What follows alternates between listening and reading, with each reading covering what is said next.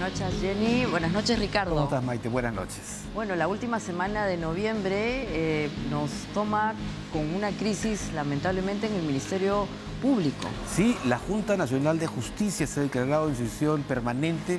Se espera un pronunciamiento sobre esta crisis que desembocó justamente una acción de esta madrugada. Así es, una investigación que implica a la mismísima fiscal de la Nación y la involucra con una serie de delitos que justamente van a ser tema de la conversación que vamos a tener en nuestro primer bloque con el abogado constitucionalista Fernando Vélez Moro.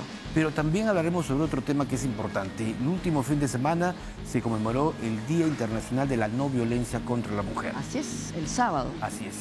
Y lamentablemente, según una encuesta, un estudio que se ha hecho por la organización Calandria, pareciese que no es fácil erradicar los sesgos que involucran justamente a niñas y mujeres con este tipo de conductas. Además del machismo existente en nuestra sociedad. Así es. Y hablaremos entonces con Marisol Castañeda, presidenta de Calandria, para que nos dé mayores alcances de este estudio. Y también el tema de la crisis hídrica que afecta sobre todo al sur del país en el medio de este fenómeno del Niño y también de esta situación de sequía que afecta sobre todo regiones de la Sierra Sur. Así es, Ricardo, va a haber un evento internacional sobre este tema y nos va a visitar el presidente de SUNAS, el señor Mauro Gutiérrez. Así que es un buen programa. Así es. Vamos ahora con el resumen de las noticias.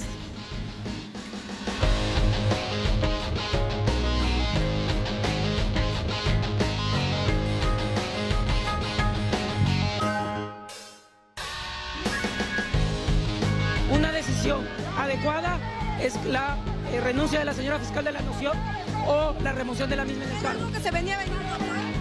Mire, sacaron a la fiscal que investigaba al hermano de la fiscal de la Nación.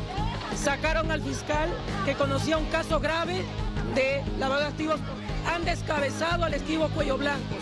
Han descabezado al equipo Lavajato y estaban camino a consumar el cese de la fiscal Marita en el equipo especial que investiga los casos contra Pedro Castillo.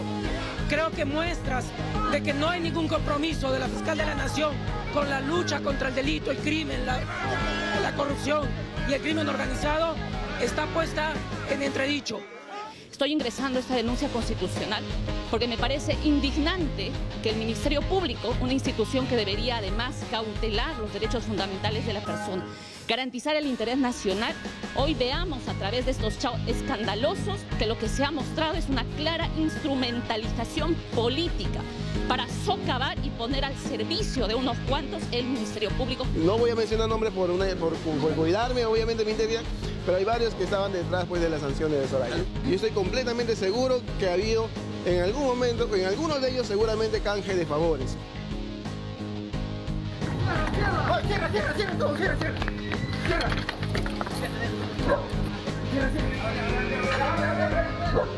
He formulado denuncia constitucional ante el Congreso de la República contra los ciudadanos Diner Cilia Boluarte Segarra, presidenta de la República. Causa extrañeza que dicha denuncia haya sido presentada luego que la ciudadanía en todo el país tomara conocimiento de los allanamientos y detenciones del equipo de la fiscal de la Nación por presuntos actos de corrupción.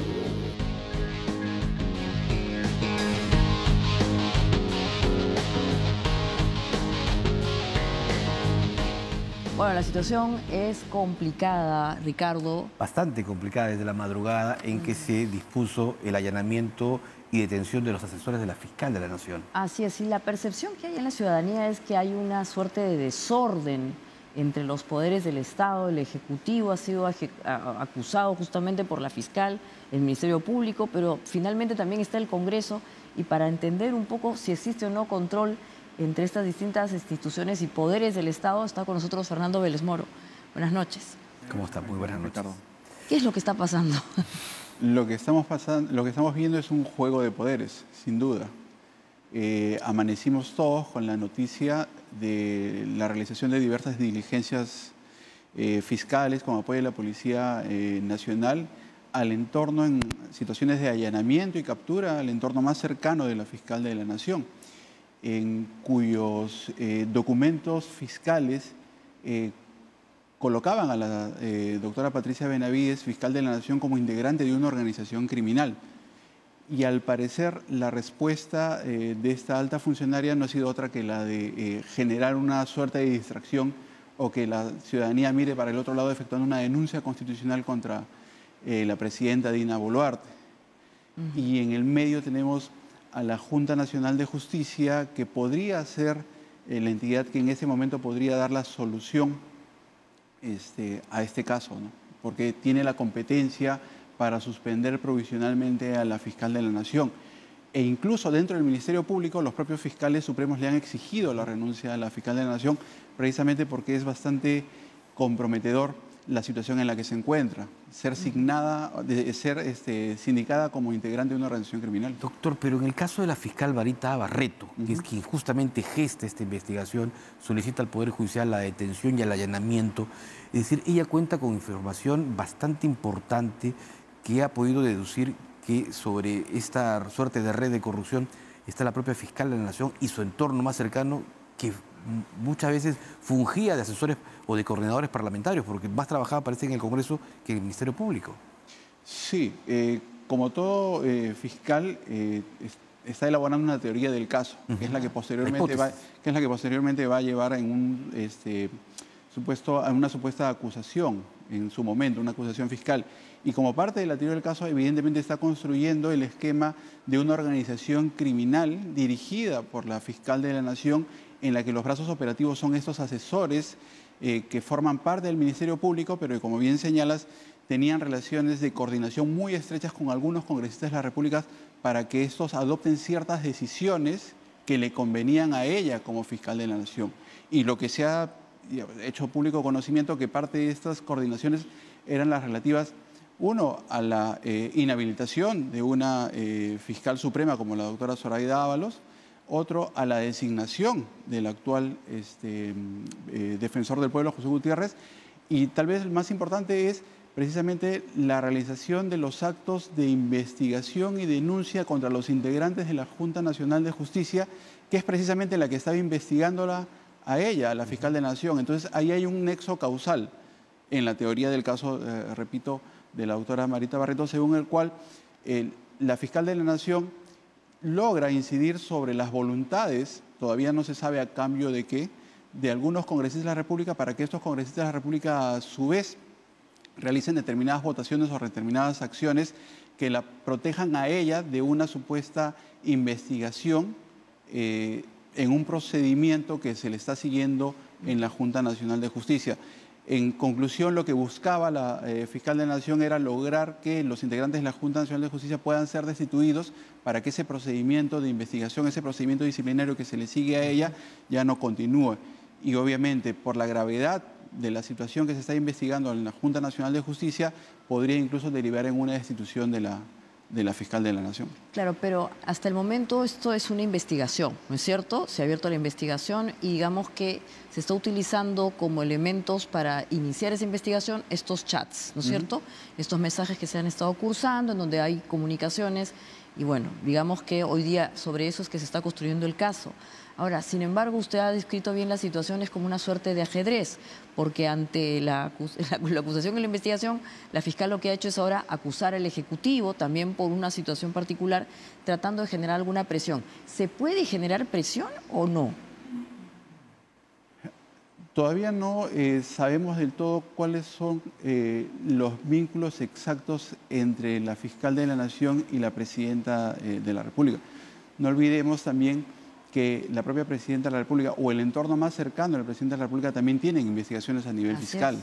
Entonces, por eso yo señalaba de repente si es un distractor o es un mensaje, en el sentido de que, por si acaso, también estamos buscando un tipo de apoyo. Por eso digo, ahí está el ajedrez. Exactamente, ¿no? Es un tipo de apoyo para evitar que esto se caiga, que esto se derrumbe. Digamos, el panorama más inmediato para la fiscal de la Nación es que pueda ser incluso, número uno, como ya han solicitado los integrantes de la Junta de Fiscales Supremos, los doctores Pablo Sánchez y Juan Carlos Villenas, han solicitado que ella renuncie al cargo de fiscal de la Nación. Es decir, que deje la Fiscalía de la Nación, que deje de ser titular del Ministerio Público y siga como fiscal en alguna de las fiscalías especializadas. Pero a su vez, por eso señalaba que probablemente La Junta Nacional de Justicia es en este momento el órgano constitucional más importante en esta trama, porque la Junta Nacional de Justicia sí tiene la potestad de suspender provisionalmente a la fiscal de la Nación, ya no solo como en el cargo de titular del Ministerio Público, sino incluso como fiscal suprema, con lo cual dejaría de elaborar en el Ministerio Público, por lo menos de manera provisional, sería apartada del Ministerio Público, digamos, evidentemente no recibiría sus saberes, etcétera. Y, digamos, ¿suspenderla solo o podría ir incluso a su destitución? Podría ir incluso a su destitución, pero la medida provisional es una medida de suspensión es como parte de un proceso mientras dure el procedimiento de investigación. O sea, eso podría ser ya. Sí, por eso es que la Junta Nacional de Justicia se ha declarado en sesión permanente, no ha adoptado ninguna decisión permanente. No puede esperarse más que el día de mañana para que esta situación se termine de decantar. En primer lugar, la Junta de Fiscales Supremos tiene que sesionar, porque lo han solicitado 2 de sus miembros, y allí tendrá que verse la solicitud de ellos, de los 2 integrantes, para que renuncie a la fiscal de la Nación, y a su vez la Junta Nacional de Justicia tendría que decidir si inicia un procedimiento de destitución, con miras a la destitución, y dicta una medida provisional de suspensión, con lo cual dejaría el cargo tanto de fiscal de la Nación como el ejercicio de fiscal supremo. Y la cuestión de competencia que hay en este momento de la Junta Nacional de Justicia, justamente en relación a justamente el tema de la designación de fiscales, ¿cómo queda? Claro, bueno, el proceso competencial se sigue ante el Tribunal Constitucional, ¿no? Y eso, digamos, estamos hablando de hechos distintos, ¿no? Son hechos que se han originado recién entre el fin de semana y el día de hoy, pero eso va a seguir su propio curso el Tribunal Constitucional. ¿Y no afectaría específicamente? No tendría por qué estar afectado. Y el otro lado, la Junta de Fiscales Supremos puede sesionar estando no con todos sus brazos, porque solo están operativos 3 fiscales supremos. Uno está en la Junta Nacional de Justicia y otro que falta. Claro, actualmente son 5 miembros los quienes integran o debieran integrar la Junta de Fiscales Supremos. La fiscal de la Nación, quien preside, el doctor Pablo Sánchez, el doctor Juan Carlos Villena, la doctora Delia Espinosa, que ha sido designada al Jurado Nacional de Elecciones y que está solicitando ser reincorporada a la Junta de Fiscales Supremos, y la doctora Zoraida Ábalos, que ha sido inhabilitada por el Congreso de la República. De ellos 4, digamos, sin contar a la doctora Zoraida Ábalos, que tiene una decisión, una inhabilitación por un largo periodo por el Congreso de la República, de ellos 4, la doctora Delia Espinosa sería, digamos, la que se ha mantenido al margen de toda esta situación, precisamente por no encontrarse en la Junta de Fiscales Supremos y encontrarse en el Jurado Nacional de Elecciones. Los doctores Pablo Sánchez y Juan Carlos Villenas han sido parte de este colegiado que preside la doctora Patricia Benavides. El doctor Pablo Sánchez ya ha sido fiscal de la Nación en una anterior oportunidad. El doctor Juan Carlos Villena, si bien es cierto, digamos, tiene un periodo de antigüedad menor, pero ha sido parte de estas decisiones que se han adoptado al interior de la Junta de Fiscales Supremos presidida por Patricia Benavides.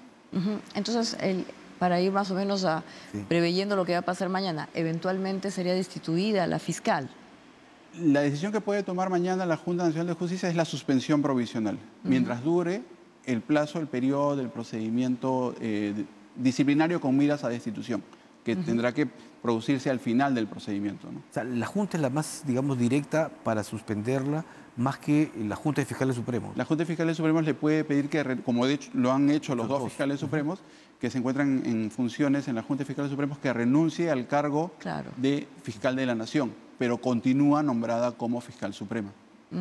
Y en esa situación es la Junta la que asume la posición de la fiscal y todos los casos siguen su curso. Por supuesto, porque evidentemente los casos, aun cuando se suspenda, como ha pasado en el caso del doctor Vela Barba, asume el adjunto, asume otro titular. O sea, digamos, las investigaciones no tienen por qué detenerse en ese caso. ¿Y cómo queda la fiscal Marita Barreto? Claro, ahí ocurre algo muy particular, porque se ha evidenciado que esta decisión de terminar con esta designación como coordinadora de este equipo de fiscales superiores contra la corrupción en el poder ha sido adoptada digamos, en la madrugada, me parece, del día de hoy o en las altas horas del día domingo, pero esta decisión, para que se haga efectiva, tendría que haberse hecho pública en el Diario Oficial del Peruano, y eso hasta ahora no ha ocurrido. Entonces, lo que tendría que hacerse, por eso es que, digamos, estamos en un ajedrez, pero con un plazo determinado, tendría que dejarse sin efecto ese cese o ese término de designación, y quien lo puede hacer solamente es el fiscal de la Nación. con acuerdo de la Junta de Fiscales Supremos. Pero para que esto ocurra, tendría que ser titular del fiscal de la Fiscalía de la Nación una persona distinta a Patricia Benavides. Así es, y todavía no hemos podido analizar la acusación que se ha hecho en contra de la presidenta Boluarte y, bueno, ministros y obviamente el premier. No sé si eso nos va a dar tiempo ahora, Ricardo, pero en todo caso... Eso va a la subcomisión de acusaciones constitucionales. Sí, claro, la calificación previa es la subcomisión de acusaciones constitucionales. Hacen una evaluación sobre la procedencia para luego determinar si continúan con los actos de investigación que van a derivar en su momento en un juicio político, ¿no? Pero eso tiene sus tiempos y sus plazos en el reglamento del Congreso. Exactamente. Bueno, esto es un ajedrez, no sabemos todavía quién ha ganado hasta ahora la partida, pero seguramente vamos a volver a la estrategia. Sí, esto tiene para algunos días más. Así es. Muchísimas gracias al doctor Fernando Vélez Moro. Gracias, Maite. Gracias, Ricardo. Muchas gracias. Y nos vamos al corte. Así es. Y volvemos con más, por cierto. Así es.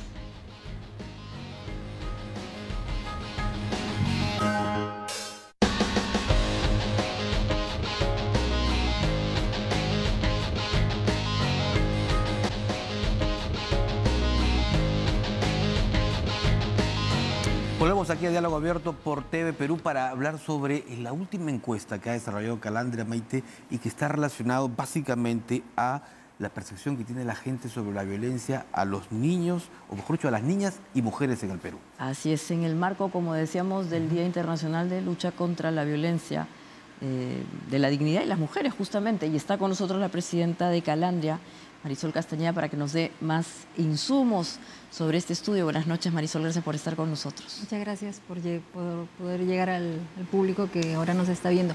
Sí, el sondeo fue realizado en agosto y nos presenta 3 realidades, ¿no? De Lima, Cusco y Piura. Hemos hecho más de 1.100 encuestas.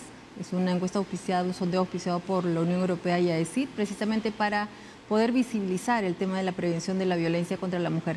Encontramos 3 resultados que son relevantes. Más del 15% señala que la violencia es un problema de prioridad nacional, ¿no? Esto en Lima, Cusco y Piura, y es altamente relevante ahora que estamos discutiendo presupuesto nacional. Creo que sería importante tomar en cuenta la opinión de la ciudadanía para priorizar la prevención. El segundo resultado que es relevante también es que hay una cierta confusión en relación a las causas de la violencia, ¿no? Para algunos es porque son enfermos mentales o porque el tema del machismo o culpan a la víctima. Y el tercer gran resultado tiene que ver con la responsabilidad de los medios de comunicación. Hay una interpelación al rol de los medios en la naturalización muchas veces de los estereotipos y prejuicios. Sí, estamos hablando de una casi percepción que tiene la gente de una normalización de la violencia. A ver, sí hay en el caso de niños, niñas y adolescentes, sí para el 29% en algunas regiones, en Cusco incluso planteaban que es inevitable, ¿no? Esto porque a veces el tema de los derechos de los niños, niñas y adolescentes para algunos no son considerados ciudadanos, ¿no? Son considerados como de propiedad, o para algunos también todavía subsiste esta idea de que la educación con sangre entra o que hay que corregirlos, ¿sí? Entonces creo que eso también ayuda, digamos, a resignarse a que es necesario la violencia con los niños, niñas y adolescentes, ¿no? Pero creo que en el caso propiamente de las causas que se identifican, encontramos 3 grupos. Para un grupo, la violencia se da porque existen enfermos mentales, lo cual no es cierto. Casi desórdenes mentales. Enfermos mentales. Las personas que agreden, ¿no? Los agresores son enfermos mentales. ¿Ya? Lo cual no es cierto. Los estudios demuestran que las personas que han hecho agresión física o psicológica son personas normales, ¿no? Que perdieron el control de sus emociones o el control efectivamente de la vida de las personas con las que conviven, ¿no? Y ponerles el adjetivo de loco, trastornado, lo que hace es quitarles responsabilidad. Hay otro grupo que dice, no, la causa de la violencia es la víctima, ¿no? Es decir, dicen, la mujer es la que tuvo la culpa, porque ¿por qué sigue discutiendo? ¿Por qué le responde? O ¿por qué se viste así? ¿O es coqueta? ¿Es bonita? ¿Por qué fue a esa hora?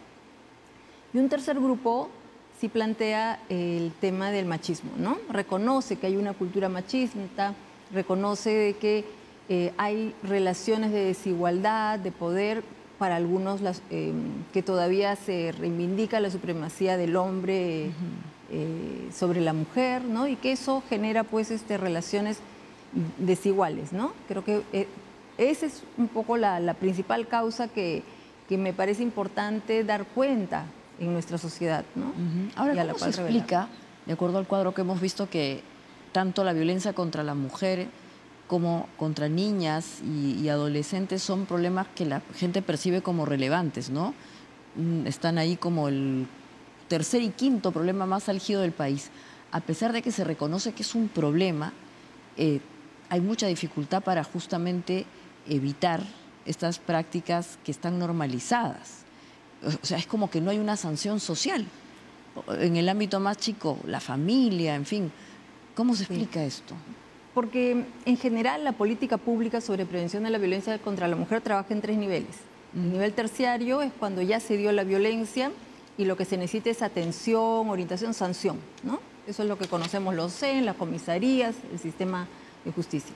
El nivel secundario es cuando hay grupos de personas, ¿no?, que están como mujeres abandonadas o niños en situación de pobreza, etcétera, o mujeres en discapacidad, grupos vulnerables que pueden caer en situación de violencia. Ese es un segundo. Y el primer nivel es el nivel primario, es decir, ¿cómo hacemos para que las personas no entren en el ciclo de violencia?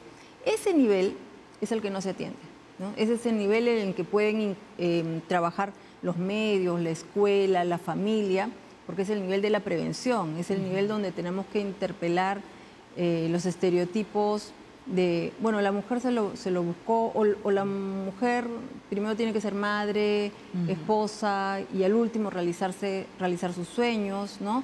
O el esposo es el que tiene, la pareja es la que tiene tiene que decidir, la potestad de decidir y que puede controlar tus decisiones, ¿no?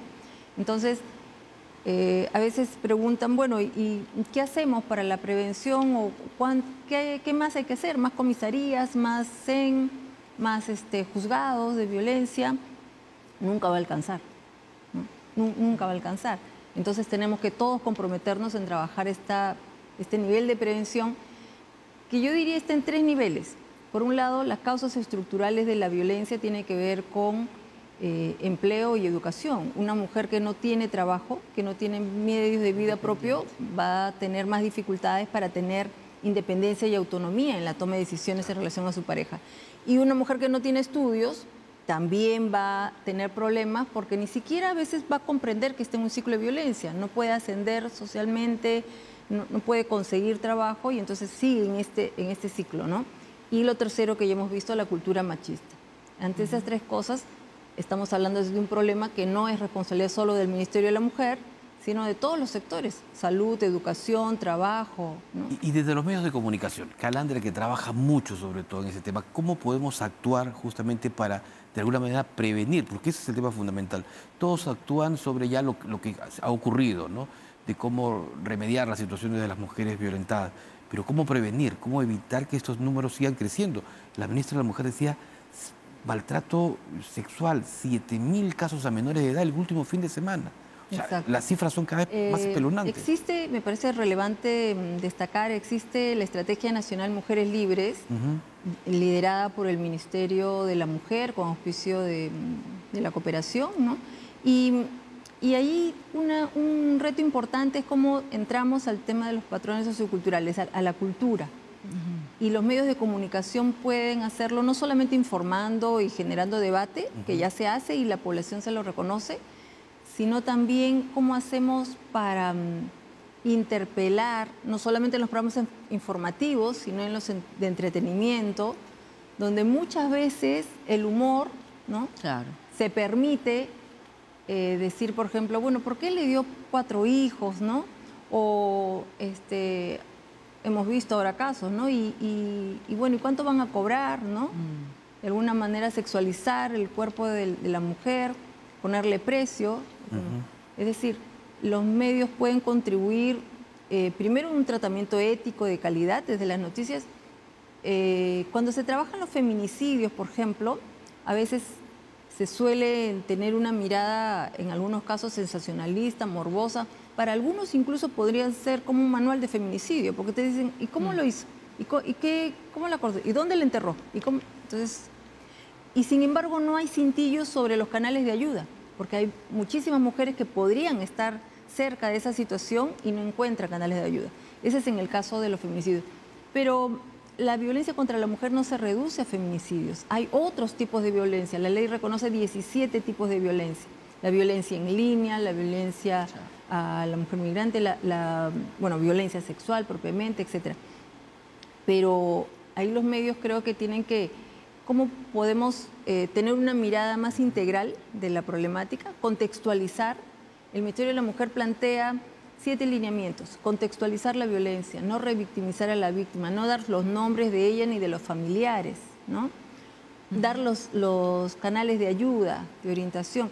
Claro. Incorporar a expertos y expertas, psicólogos, abogados, pero que puedan ampliar la problemática. Ahora, Marisol, los medios de comunicación tienen códigos de ética, ¿no es cierto? Donde en principio debería justamente verificarse que se cumplen esos lineamientos que nos comentan. ¿Cuán estrictos son o no en la aplicación de esos códigos de ética? Pareciese que no mucho, ¿no es cierto? ¿Calandria interviene en esto? ¿Hay alguna institución que podría de alguna manera también influir? Porque parte del hecho, justamente estos casos que has mencionado, es que haya pues algún tipo de sanción para que de alguna manera se sienta que los lineamientos se tienen que cumplir, porque si no es como letra muerta. Sí, creo que ahí en los medios, en el país existen más de 8.000 medios, 5.000 radio y unos 3.000 televisión. De ese número, solo el 10% ha presentado sus códigos de ética, sus propios códigos de ética. El resto, casi el 90%, lo que ha hecho es suscribir el código de ética del Ministerio de Transportes y Comunicaciones. O sea, ha sido simplemente un formato que ha llenado, ¿no? Ahí hay un problema, porque los códigos de ética se establecieron precisamente para tener protocolos que fueran discutidos al interior del medio y que sean sus compromisos de autorregulación. Sin embargo, tampoco no están difundidos, ¿no? Creo que es necesario, existe la Sociedad Nacional de Radio y Televisión y se están trabajando determinados códigos de ética. Se acaba de dar una multa, una sanción de 20 UITs al programa que presentó a niñas en América Televisión, en paños menores, ¿no? Ha tenido la máxima sanción y creo que eso amerita una reflexión de todos los medios para cómo incorporamos el tema de la prevención de la violencia contra la mujer, niños, niñas y adolescentes, no solamente porque la ley dice, ¿no? No podemos olvidar las redes sociales, en donde prácticamente la violencia es parte del día a día o parte también de hechos que llaman a algunas personas la atención y hasta risas. Sí, creo que el tema de las redes sociales nos refiere también a un problema ético personal, ¿no? Porque muchas veces esa violencia en línea se da en el anonimato y no está regulado, ¿no? Existe la ley de radio y televisión, pero no existe ningún tipo de regulación para redes sociales, para canales de cable.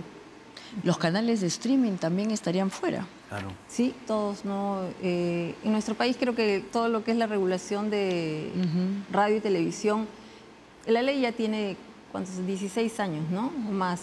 Requiere ser actualizada porque la comunicación en general y los medios y la tecnología ha cambiado y ha crecido y ha trastocado también nuestras formas de consumo y de producción. Pero bueno, ese es otro tema. Por supuesto. Bueno, Marisol, muchas gracias por haber estado con nosotros reflexionando sobre el estudio y sus resultados. Sí, yo quería cerrar un poco en la idea de que a veces es importante destacar que la prevención de la violencia contra la mujer, el derecho a una vida libre de violencia, no solamente es un beneficio para la mujer, también es un beneficio para los hombres, ¿no? Porque necesitamos en el país hombres y mujeres libres, autónomos, que puedan desarrollarse plenamente para ser profesionales, para ser padres y madres. Los hombres también pierden en una sociedad violenta, ¿no? Entonces necesitamos que todos pongamos nuestro granito de arena para poder tener una sociedad realmente democrática. Así es, todos pierden evidentemente en una situación tan cruda y tan cruenta, porque las cifras que ha dado Ricardo son alarmantes, imagínate, y muy lamentables, ¿no? Sí. Muchísimas gracias, Marisol Castañeda. Muy bien, no sé si nos va a quedar tiempo para una foto. No, al volver vamos a venir con SUNAS. Así es, y el déficit hídrico y un evento que se prepara justamente sobre el particular. Así Noticias. Ya volvemos.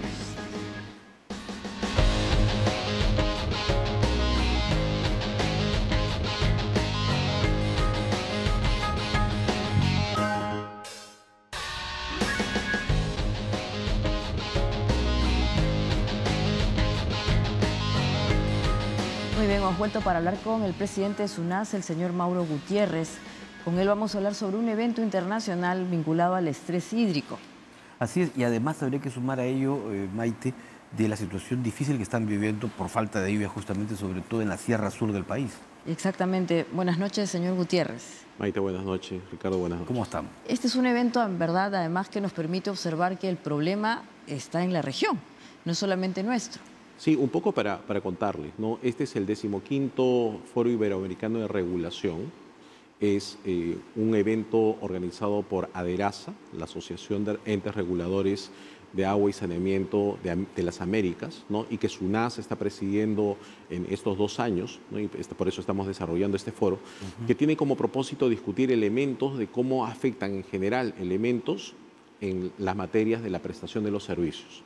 Y 2 aspectos importantes que se están discutiendo en este foro. Primero es el tema del cambio climático, los efectos en la regulación y evidentemente la prestación de los servicios, pero también la importancia de la institucionalidad de los entes reguladores, que es un tema central y crítico en toda la región. Ok, es un tema más bien de regulación. ¿Y ahí qué se discute?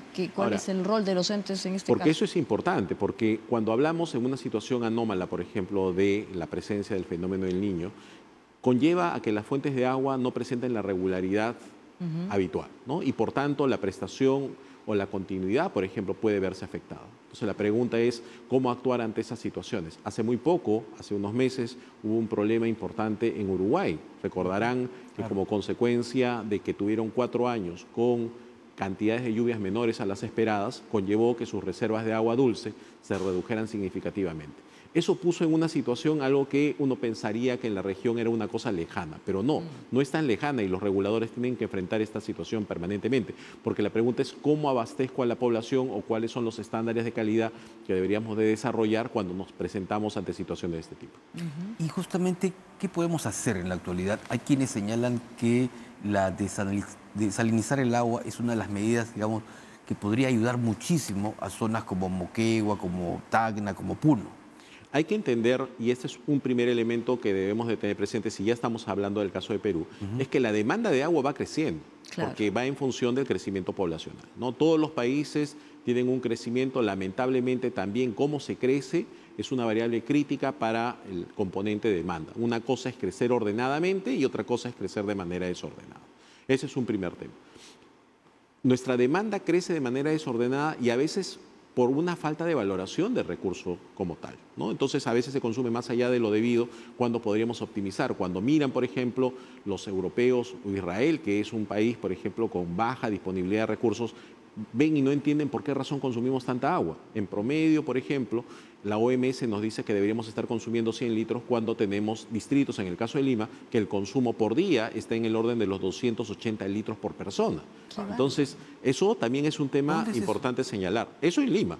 San Isidro, Miraflores, La Molina tienen niveles por persona.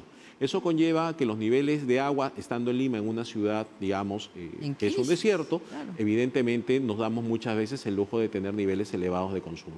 Por eso también es importante la conciencia y muchos distritos han empezado justamente en campañas para revalorizar la importancia que tiene el agua en una situación de escasez, ¿no? El caso de Lima. Pero volviendo al tema de las soluciones, por un primer elemento, el desfase que existe es cuando tú tienes una demanda que supera la oferta. Y tenemos que entender muchas veces que también tenemos que tener y mejorar nuestras ofertas de agua, ¿no? La variabilidad climática hace que las reservas, por ejemplo, en muchos momentos pueden tener una situación de disminución menor a lo esperado, ¿no? Entonces, en este año, por ejemplo, si bien es cierto, las reservas han sido un poco menores a las esperadas, no se han puesto en riesgo la situación de la continuidad del servicio en algunas cuencas, como es el caso de Lima, ¿no? Pero si la situación fuese prolongada, como ya pasó en Ciudad del Cabo, ¿no? O pasó también en algunas zonas del Brasil, o pasó en el caso de Uruguay, tendríamos que estar pensando en otras soluciones técnicas. La discusión de la desalinización es una alternativa, sin embargo, no es la única. El tema de por ejemplo, los reusos de agua o la optimización de los procesos de consumo de agua también son una alternativa. Hay países, por ejemplo, que reusan las mismas aguas residuales. Claro, entonces que no se desperdicie absolutamente nada. Y cuando estamos hablando de tratar de aprovechar eso, significa de cómo las aguas residuales realmente son una alternativa viable incluso para que sirvan de reserva.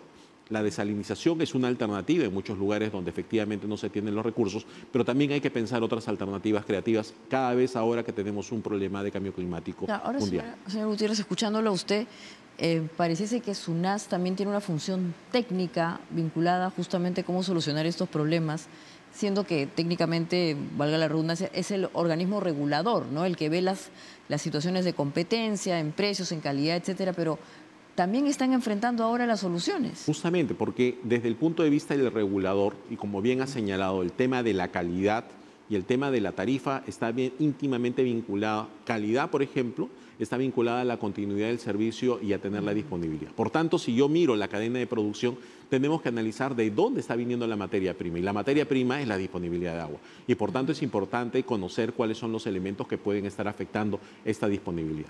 Y también las inversiones que van de la mano. Por eso las tarifas se conectan con el tema de las inversiones. Lamentablemente la brecha en el Perú de inversión está en el orden de los 120.000. La tarifa tampoco no es que pueda solventar todas estas necesidades de inversión.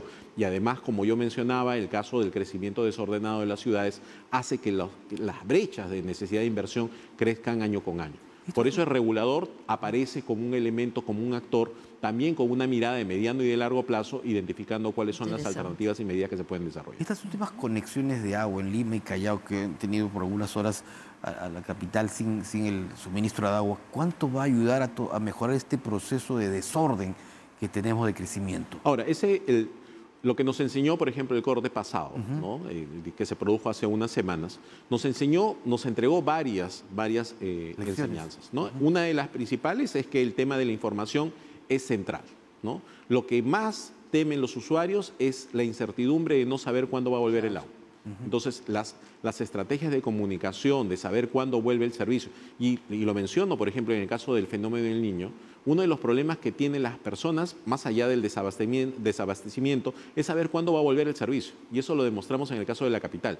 El servicio volvió en un tiempo menor de lo esperado, pero la gente tenía, y muchos cuando conversábamos pensaban que el corte iba a durar más de 10 días, cosa que no era cierto. Entonces, el componente informacional es un elemento central.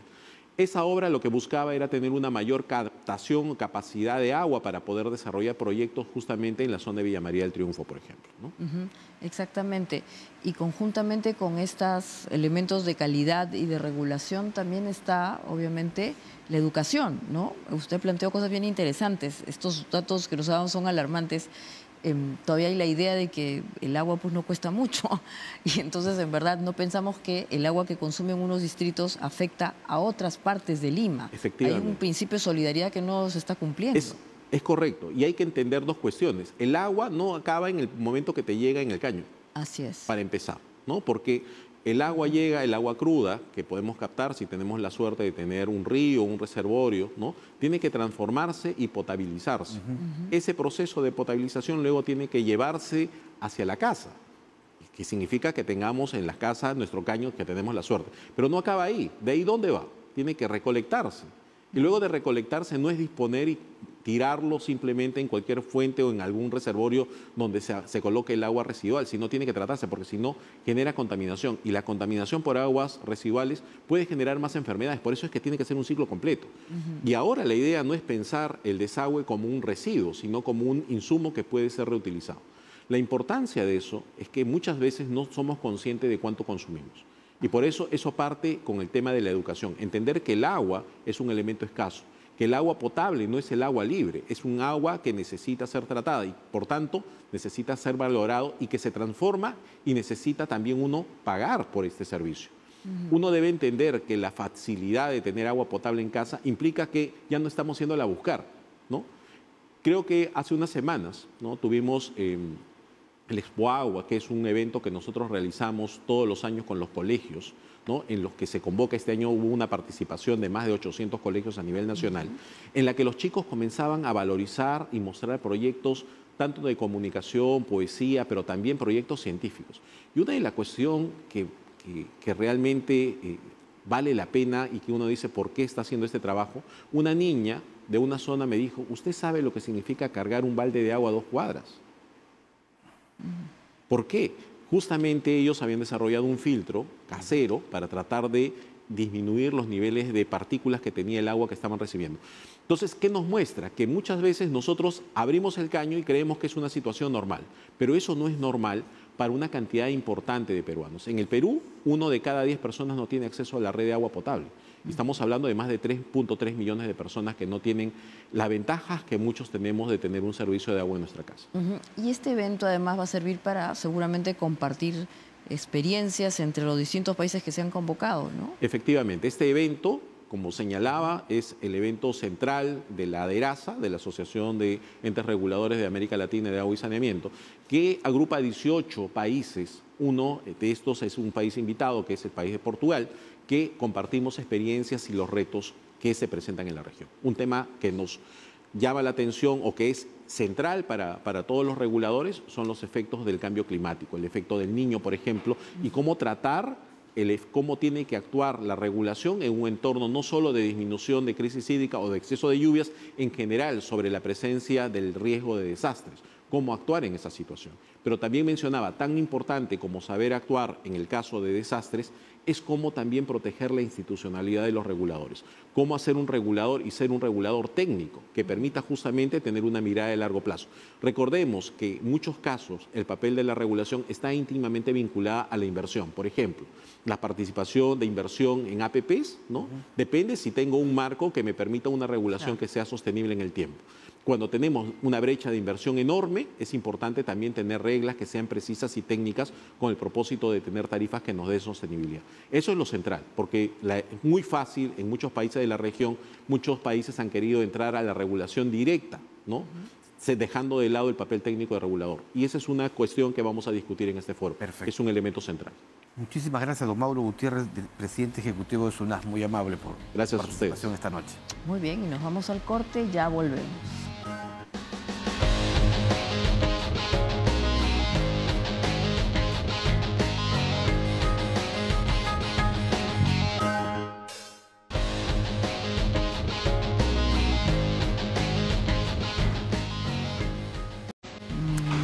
Bueno, no hay tiempo para más, Ricardo. Así es, llegamos al final de esta edición de inicio de semana de Diálogo Abierto. Así es, nos vemos mañana y como siempre compartan los contenidos vía YouTube y sus redes sociales. Muy buenas noches. Hasta mañana.